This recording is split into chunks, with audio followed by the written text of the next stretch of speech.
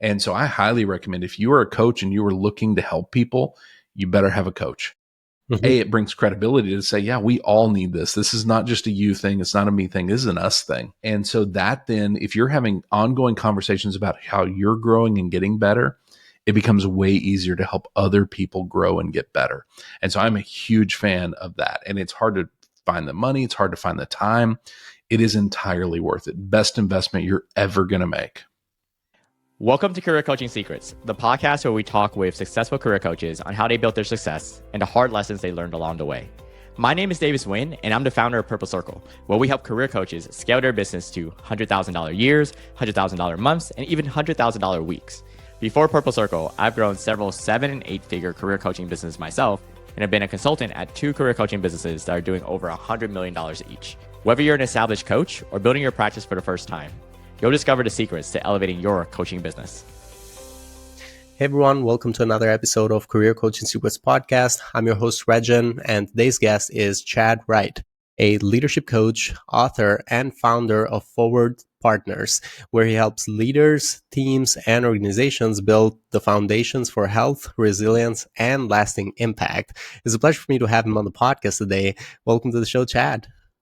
Regin, I'm super excited about this. I think we're going to have a great conversation. Thank you for coming, man. I wanted to dive into your coaching business, and in this podcast, we're all about the coaching side of it, especially. So it's been about 7 years or so with Forward Partners. I wanted to ask you, when it comes to you starting it, what inspired you to become a coach and then start your own coaching business? You know, it's funny. I don't know that I ever had a moment where I was like, I really want to coach people. That's what my calling is. That's what I think I'm meant to do. For me, it goes all the way back to 2010, though. And it wasn't a moment of, I want to be a coach. It was just this moment of absolute brokenness. I got involved in a business. I started it in 2005. And so at that point, I was 5 years into owning a business, and we ended up in what I can only call an intervention. It was on my parents' back porch, and it had everything except the little notes writing out exactly how I had harmed everybody. And it was this moment where I had my mom and my dad and my wife, and we had 3 very young sons in the house. And man, they were all just looking at me with tears in their eyes. And the message I kept hearing was, this is not working. And I thought this was money because I sucked at owning business. Like, it was really rough. I think anybody that says I should own a business, I don't know, man, it's really hard. And I was not very good at it. And so ultimately we ended up in a place where we weren't making money. And I thought that was the root of the problem. And so I walked away from that going, okay, I've got to fix the money problem, which the only thing I knew how to do was work hard. My parents, greatest parents on the planet Earth, they raised me with a truth that if you're willing to work hard, you can do literally anything. And I genuinely believe that's true. But I think there's a comma after that that says until you break. And nobody ever taught me about that piece. And I was broken. And so it took a few more years because I would fix the money problem, and then we would circle back to, hey, this is not working. And I finally figured out after a couple of years that this was burnout. Burnout was robbing me of the capacity to show up in my life. I was showing up as a terrible father. I was showing up as a terrible husband. I was not a good leader for my people on my team at work. I was just ruining everything for me. And it took me a long time to figure that out. And so I'm a nerd. I like researching things. And so as soon as I figured out the problem was burnout, I said, okay, let's shift all this energy that's going into how do I make money to how do I defeat burnout? And I just kind of went on a journey of learning how to do that and researching and reading and learning and trying new things. And through that time, learned that healthy leadership was the key to fixing burnout. If we can show up and lead in a healthy way, it fixes burnout. We can do anything at that point. And so I looked around, and this was probably 2016, 17. All my friends were CEOs and pastors. And all of them were wildly burned out, and they were building really unhealthy organizations because of it. And I said, you know what? If I can do this, anybody can do this. I don't necessarily think I'm the brightest guy on the planet Earth. So if I can figure it out, boy, they can do this too. And so I was like, let's figure out how to teach them to do this. Let's start a company. And I just started talking about leadership. And that was kind of the beginning of a journey of turning into a coach and a trainer and a facilitator of these conversations to say, how do we learn how to defeat burnout? And so for me, it wasn't a moment of, I've got to be a coach. It was a moment of, if I don't fix this, I'm going to lose my family. I'm going to lose my business. I'm going to lose everything that made up who I was. And so Mhm. for me, it was that moment that triggered this journey that has now become I guess, 15-year journey at this point to figure this out and to get this in as many people's hands as I possibly can. So initially you had to coach yourself, and Yes. then By the way, kind I'm of my like, worst client, just so we're clear. oh, I was just gonna say, like, your target audience is you Yes. yourself, but it's and But what's funny is I had to at least coach myself to the point where I was willing to ask for help. And Mhm. at that point, things started to change. Then I got coaches in my life. That was my first interaction with coaching, was hiring my first coach. I got therapists. I got mentors and people far smarter than me that are ahead on the journey. And so that was where things started to change, really, is if I could coach myself to the point of being courageous enough to raise my hand and say, I need help. That's where it started to click finally. And you were saying as a leader as well. So in your business at the time, was it like you had a team too that was working with Yeah. you, or? Mhm. Yeah, so we had a marketing business at the time. We did design, branding, printing, things like that for Mhm. small businesses, nonprofits. I did a lot of logo design and things. So we had a small team. I think at our highest, we were 8 people, maybe 9 people. So it was still a relatively small team. Interesting, cool. And right now, who do you? And we were talking about this earlier too, but just for everyone who's listening, Mhm. what is your ideal client profile? Who do you serve specifically? And we mentioned it could be So you, but yeah, me. You know what's funny is we started this to help leaders, and that is a really broad category. And we accidentally fell into a niche of public service. So we help police departments, we help cities, and we can help people outside of that, but that's where we focus all of our energy. And it was funny because I didn't know how to really grow a coaching business other than to talk about what we talk about, which is healthy leadership.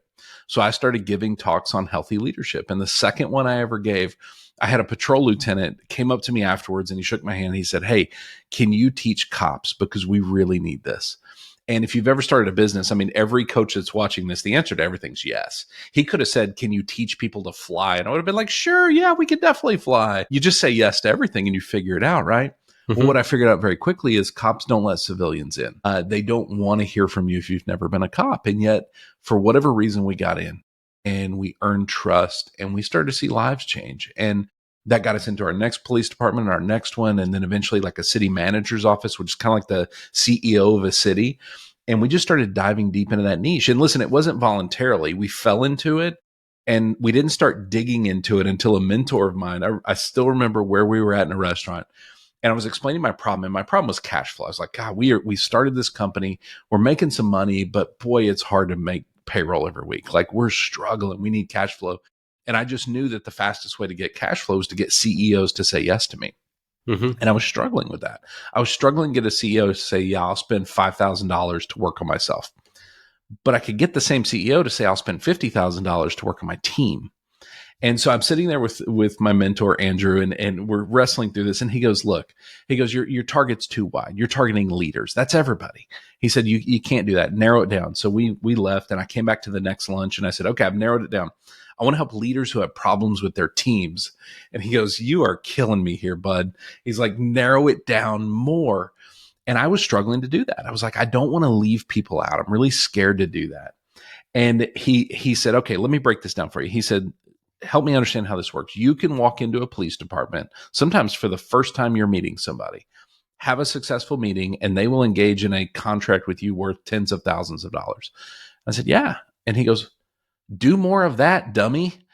And it was so funny to me how just obvious that is, which I think a lot of coaching is, you just point to a path that you see that exists that the person can't see on their own.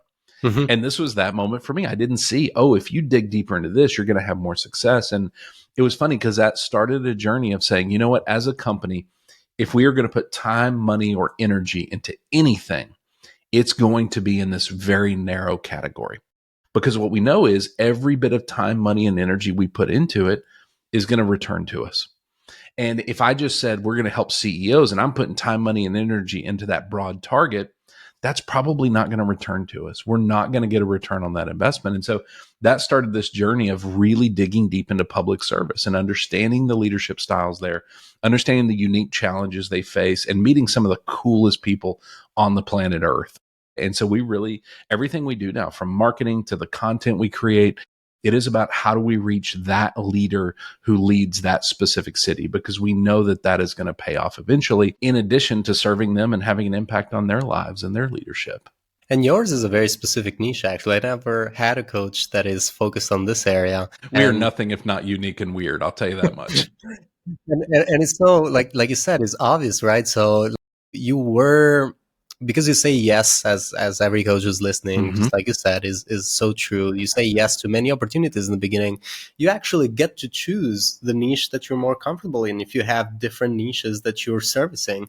And so, yeah, it makes sense to double down on the one that makes more sense.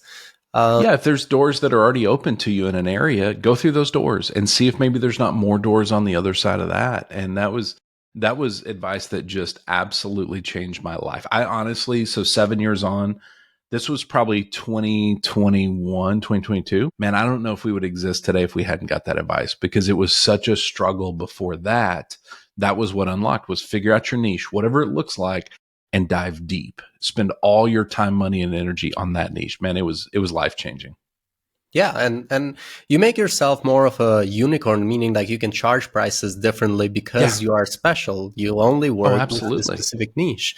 It's so hard to charge a high price when you're thinking that I just serve CEOs. Like, no one will feel like they're getting some special attention, because in your case, like someone from the police department, they will feel like, because you've worked with so many, you know, kind of like the pathway now. So yeah, that makes a lot of sense. So how is it like for these people, if they ever listen to this podcast? What is it like to work with you? Is there some sort of a program of a certain length? It varies wildly. What's funny is when we started this, it was all about one-on-one coaching. And we've grown to a size, I actually do very little one-on-one coaching anymore. In fact, my number one request is for that. And I just have to tell people, I'm so sorry we don't do that on an individual basis. Where we do one-on-one coaching now is as a part of larger projects. So for instance, we've got a city, we're working with 2 of their large departments. And so within that work with them and that engagement, we do some one-on-one coaching, but it has taken the form of a lot of group coaching. But for us, it wasn't so much a specific program as it was kind of developing our own platform and realizing that when people hire us, they're probably hiring us not because of me, because that's not what I want. I built one business that was based on me, and that's exhausting. I wanted them to hire kind of the forward partners way of thinking and doing things. And I don't know that it's particularly unique. I don't think there's anything new under the sun. And so ultimately, whatever we say about leadership, somebody else has said. This is just our version. We take everything we've ever experienced and read and researched, and we run it through our filter and say, this is what we believe. And those beliefs, I think, are what people are hiring. And so the way people interact with that can be a million different ways. It can be one-on-one coaching, group coaching, retreats. We actually do a lot of leadership development retreats. We have a book coming out next May. We have several podcasts. Like, all these different ways are different ways that people interact with what we teach, but it's all based on that same platform. And so I think developing that is really key, because a lot of coaches, I can just help you with anything. Again, our platform niches it down and said, look, if you want to deal with healthy leadership, burnout, thriving teams, we're your people. If you want training on how to properly walk somebody through an HR process to fire them, we're probably not your people. And so being in that niche, we're able to identify who we can help and how. And there's times people reach out to us for help that we say, you know what, that's really not necessarily what we do, but thank you. And so having that platform to me matters, because it can turn into 1,000 different things. It can turn into new courses, new ways of getting it out there, new events, new like cohorts and training things. So for me, that was the key, more so than one specific way, is understanding what we're going to teach every single time we're in the room. And it was so funny. I just did a retreat last Friday, and going into it, the leader said, you know, I kind of want to talk about healthy leadership and thriving teams. Don't really want to talk about burnout. I don't think that's a big problem for our people. And I said, well, we're going to include it anyway. I'm so sorry, because I've done enough of these. I know burnout is affecting your people, whether you know it or not. And she's like, okay, that's fine. And we get through with the retreat. She's like, thank you for including burnout. She said, I had no idea how much it was affecting us. And so we have our core beliefs, and we're going to bring that to bear in everything we do. And I think that matters for coaches, is figuring out what are those beliefs and what is that platform that you build that's uniquely you, because that's why people are probably going to hire you. And a lot of times it starts with awareness, right? Like that the client you were just talking about wasn't aware that there was burnout. So there was no fixing it if they didn't know it. Yeah. And even with your case, you had to figure out that you had burnout. You know what? I've never made that connection, but yeah, like I didn't actually know that that was the problem. And now I see some of my clients in the exact same boat. That's a Yeah. good insight. I appreciate that. So how do people, you mentioned speaking to, how do people find Mm-hmm. you or you finding them? You have a very specific target too. Mm-hmm. In terms of marketing, what is Yeah. working for you? What's working for us is a couple things. One is LinkedIn. LinkedIn is really phenomenal for connecting people within our specific niche. And it's probably true of a lot of other niches as well. But it's a place without as much noise. Like I don't see a lot of people fighting about politics on LinkedIn. I don't see a lot of people just posting random stuff. Like they're posting things meant for the business world. And so if your Mhm. niche is in those categories, it is a great place to reach people. And we have always kind of had we don't chase algorithms. We don't chase trends. We are just going to, over the next 40 years, continue to produce things to help people. And so we're just consistently putting out content every day of the week. There is something going out on LinkedIn, whether it's a post, a thought, a quote, a video, something that we are producing to help people. And our goal with that is to literally give away 100% of what we teach and what we talk about. We are not worried about you calling and hiring us. We just want to help. And Mhm. through that, we started to build a little bit of a following. And it's very small, I will admit. And yet it's already yielding really good results. So that part of the marketing works. The other part that I found that works is we created a couple of podcasts, very much like this. Like we wanted to target a very specific niche. And so one of them is called Leading Thriving Cities. And it is literally just interviewing people in public service that are leading. We want to shine a spotlight on them and help people understand how hard those jobs are and the type of leadership required to truly show up as healthy and build thriving teams in public service. And that has paid off really, really well. And by the way, there's not like ads in it like, hey, please come hire us. I think there's like 10 seconds at the end of every episode after the credits, after everybody's already turned it off. That's like, Mhm. if you want to find out more, go to forwardpartners.net, or you might like our other podcast, The Leader Lab. But we don't do a lot of self-promotion in it. We literally just want to tell people stories. And what that has done is raised our profile again within that very specific niche. So I Mhm. recently went to a conference that was just city leadership from Texas. And I was amazed how often people were coming up and they're like, dude, you're a rock star. And I was like, I don't think you know what a rock star really is, because that's not me. But the fact that I am all over LinkedIn and we are telling their stories and highlighting them rather than ourselves, I think it's really worked and it's connected with people in a very different way. And you're creating this evergreen content. You can go all the way back to the first episode of Leading Thriving Cities. There's great insight in that. You can look at the latest one. There's great insight in that. And so for us, creating content has been very helpful. Now it's a long game and Mhm. it's one you got to invest in. If you need revenue tomorrow, probably not the game for you.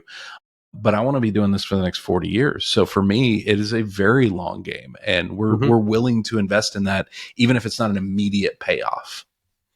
And I was also thinking about, since you're working with public services, is this Mm-hmm. something that is the state that's funding in, or is like country funded? Who is funding these? So the cities themselves. So for us, even cities have training budgets and they have budgets for things exactly like what we do. And so it is, we basically sell based on what pain are you dealing with, and does our platform then line up with that pain? And if it does, let's do it. And because they already have budgets for it, it's a fairly easy yes.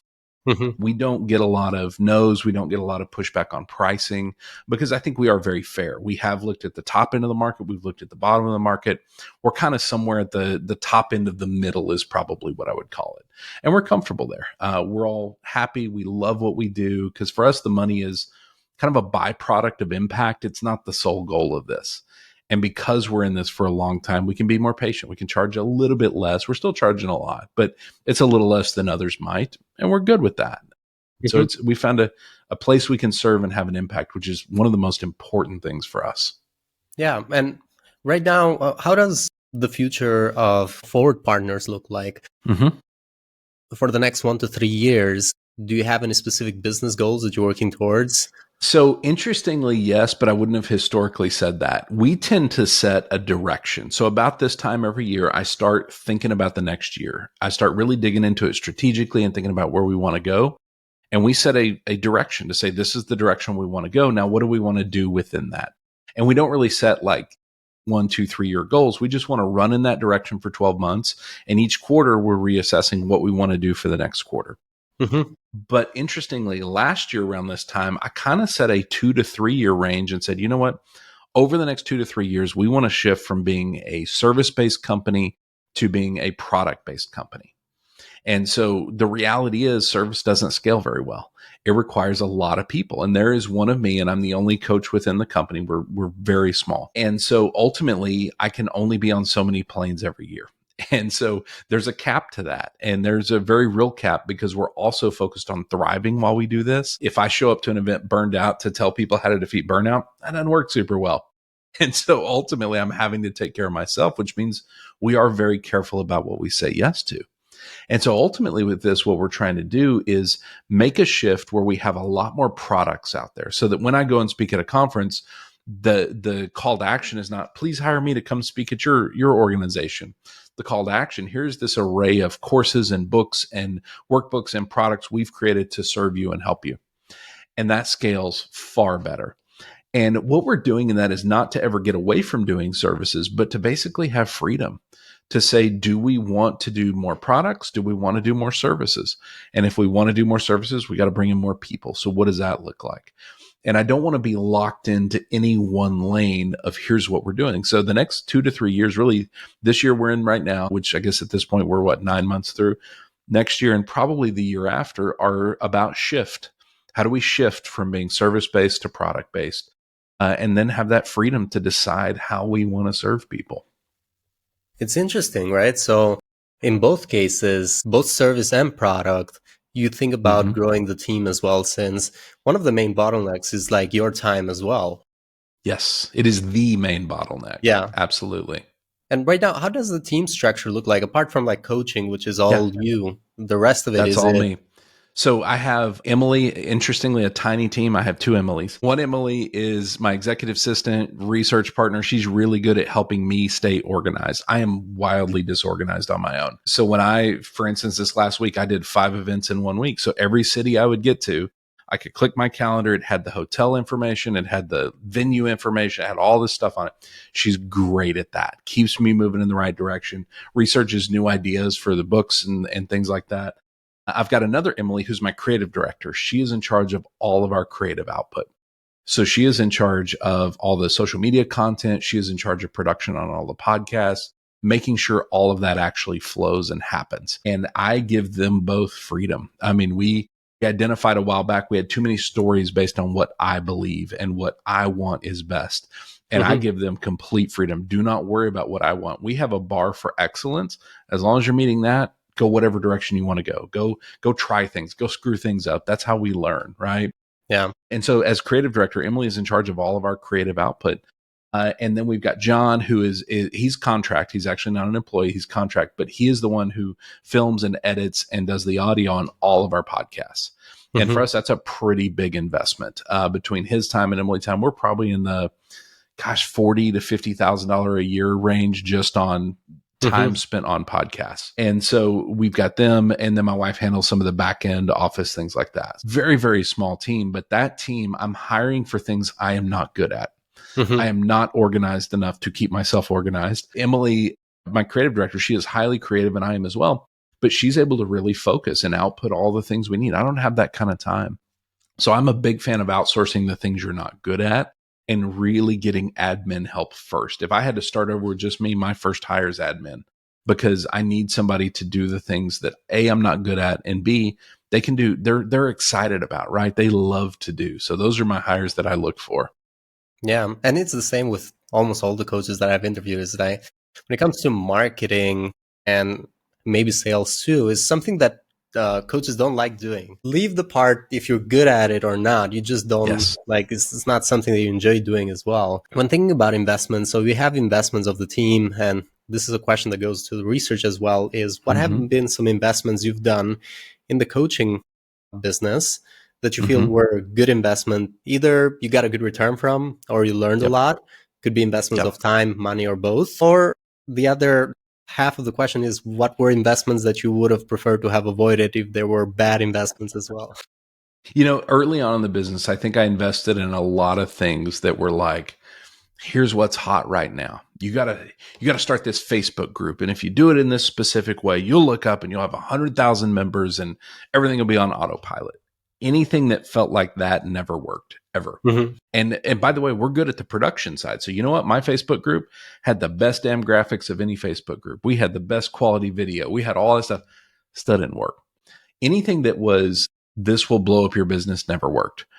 The best money I have ever spent is on my coaches. My coaches have helped me be better, which automatically helps the business be better.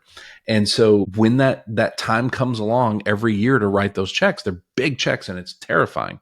I mean, I've got a coach that makes basically as much as my employees make. So they're essentially a team member, which is a lot of money to spend for one call a month.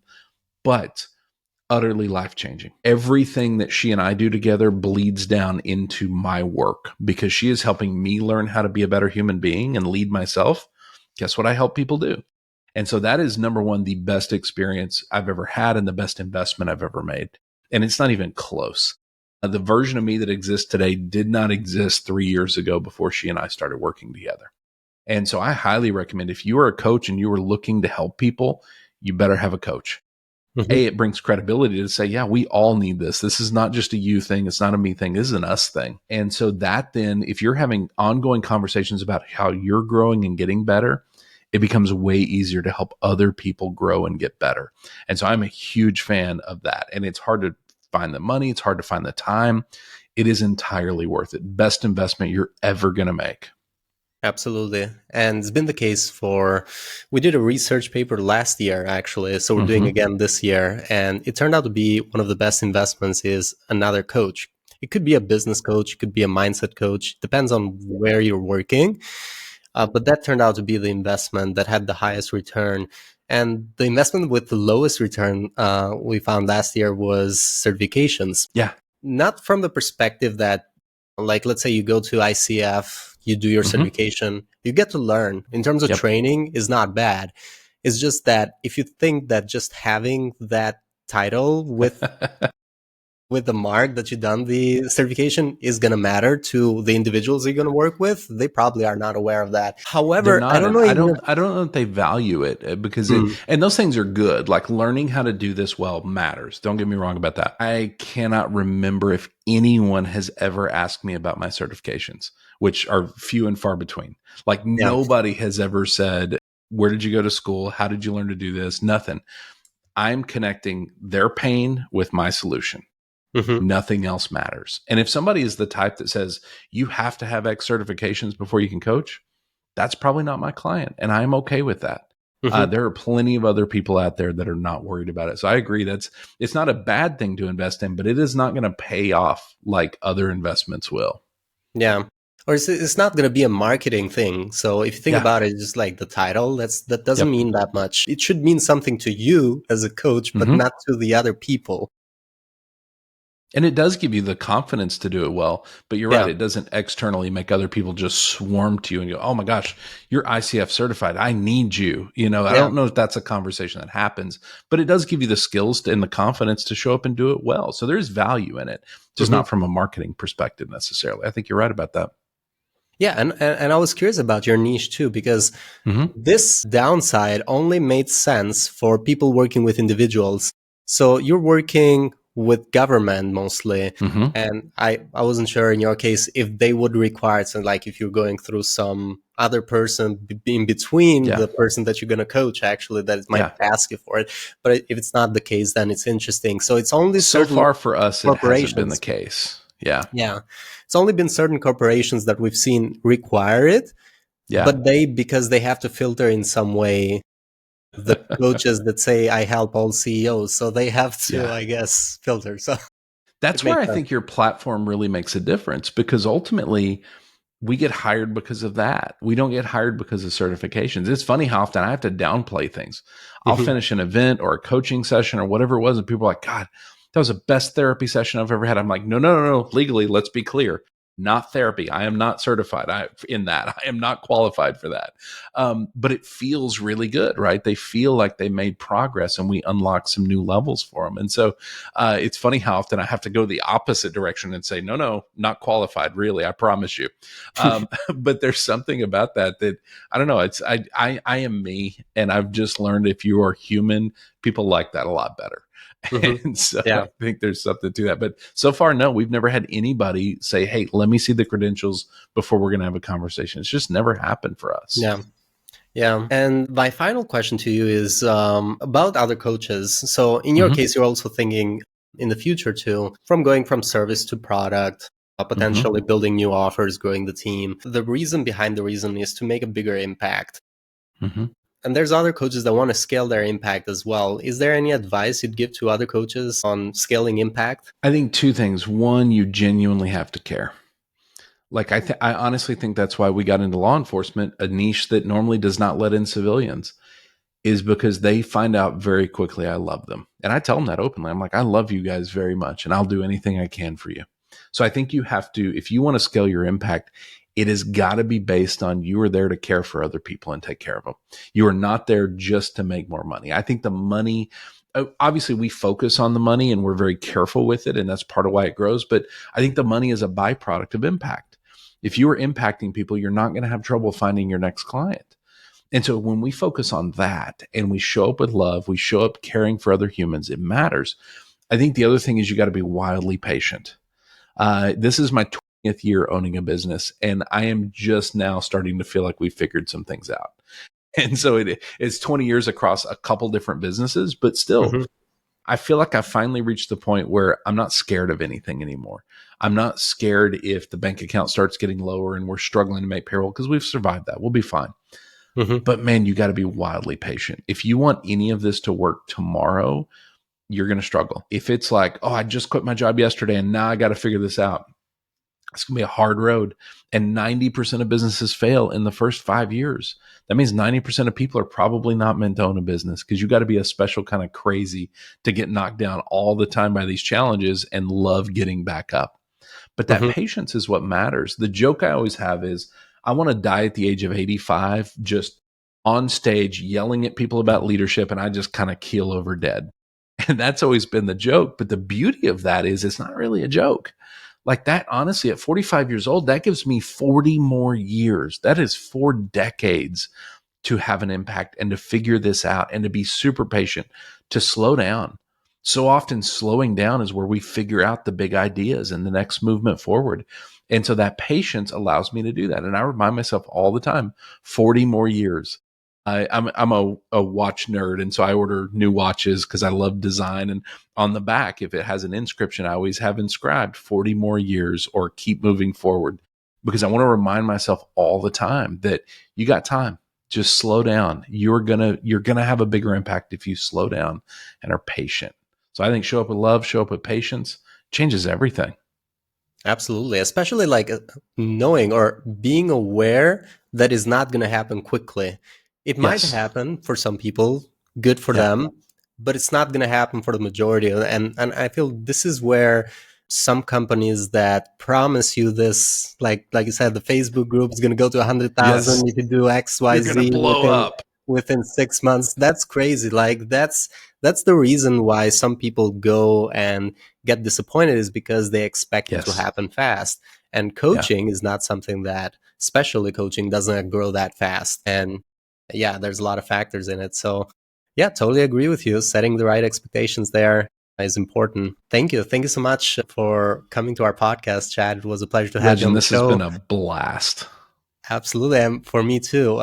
For anyone who wants to find you or connect with you, they can go into LinkedIn, look up Chad Wright. They will be able to find your profile. They can also go into forwardpartners.net. They'll find your website as well. Is there any other way they could connect with you? That's it. If you're into podcasts, you can search for The Leader Lab and Leading Thriving Cities. Both of those shows are on YouTube. They're on every podcast platform out there. Say that 3 times fast. Every podcast platform. And Leader Lab is just this experimental place where we talk about leadership. And each episode is under 10 minutes. It is just a quick thought to level up your leadership. And if you really want to understand what it is to lead a city, I don't care if you lead a city or not, there are leadership principles that they're digging into in these very deep conversations that will absolutely help you in any context. And so we're putting those out just to help leaders all over the place. Thank you. Thank you so much, Chad. Thank you. Appreciate you, brother. That's it for this episode of Career Coaching Secrets. If you enjoyed this conversation, you can subscribe on YouTube, Spotify, Apple Podcasts, or wherever you're listening to this episode to catch future episodes. This podcast was brought to you by Purple Circle, where we help career coaches scale their business to $100,000 years, $100,000 months, or even $100,000 weeks, all without burning out and making sure that you're making the impact and having the life that you want. To learn more about our community and how we can help you, visit joinpurplecircle.com.